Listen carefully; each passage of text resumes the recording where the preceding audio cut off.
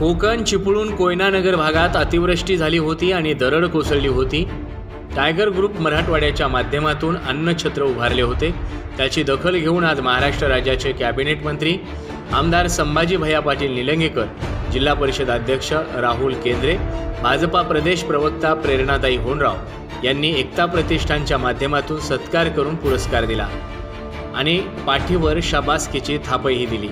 हा सत्कार पुरस्कार माझा नसून टायगर ग्रुप मराठवाड्याचा प्रत्येक सदस्याचा आहे, अशी प्रतिक्रिया मराठवाडा अध्यक्ष उमेश भाऊ पोखरकर यांनी दिली। यावेळी सत्कारासाठी उमेश भाऊ पोखरकर, गोविंद गहिरवाल, दीपक आप्पा लामतुरे, रमेश भाऊ चव्हाण, गोविंद कदम, व्यंकट भाऊ चांबले, रोहित पाटील, बालाजी रुद्राक्ष, तिरुपती राठोड, आदित्य देशमुख, टायगर ग्रुपचे असंख्य सदस्य उपस्थित होते। यावेळी सर्वांनी एकता प्रतिष्ठान लातूरचे अध्यक्ष विजय कसपटे यांचे आभार मानले।